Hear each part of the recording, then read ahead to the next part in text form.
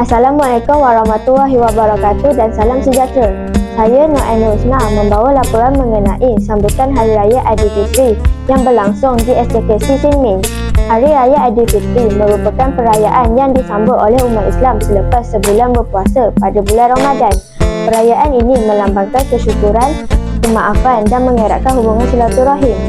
Bagi memeriahkan sambutan, pihak sekolah telah mengadakan pelbagai aktiviti yang melibatkan murid dan guru.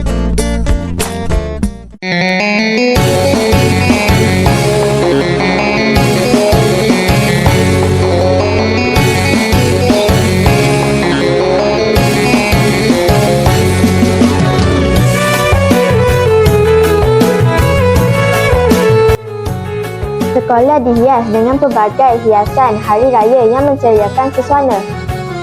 Murid-murid dan guru-guru hadir dengan memakai pakaian tradisional seperti baju Melayu, baju kurung dan baju kebaya yang cantik serta berwarna-warni.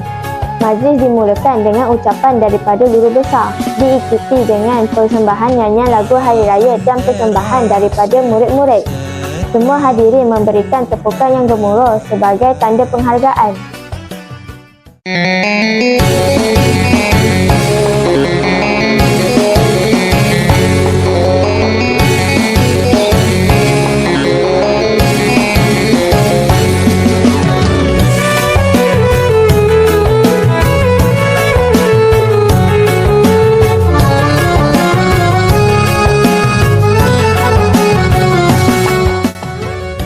Selepas itu, semua warga sekolah menikmati jamuan hari raya bersama-sama. Antara juadah yang disediakan ialah ketupat, rendang, lemang, sate, nasi impit dan pelbagai jenis kuih raya. Suasana makan bersama ini jelas menunjukkan semangat kekeluargaan dan perpaduan dalam kalangan warga sekolah.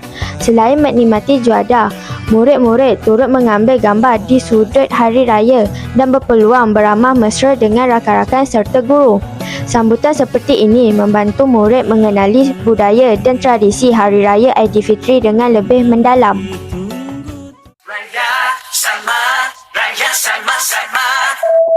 Langsung lama dah diganti, kue atas meja, harum satu rumah.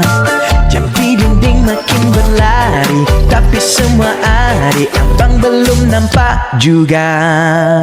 Baju raya serba baru, beli tadi taman, terang satu rumah. Sanak saudara menunggu untuk bersalaman, bahagia menyambut lebaran. Raya sama raya sama. Secara keseluruhannya, sambutan Hari Raya Aidilfitri di SJKC Sin Ming berlangsung dengan meriah dan penuh kegembiraan. Diharapkan program seperti ini akan terus diadakan pada masa hadapan bagi mengeratkan hubungan antara murid dan guru. Saya, Nur Ainul Husna melaporkan dari SJKC Sin Ming. Selamat Hari Raya Aidilfitri. Maaf zahir dan batin. Sekian, terima kasih. Itu yang ku harap.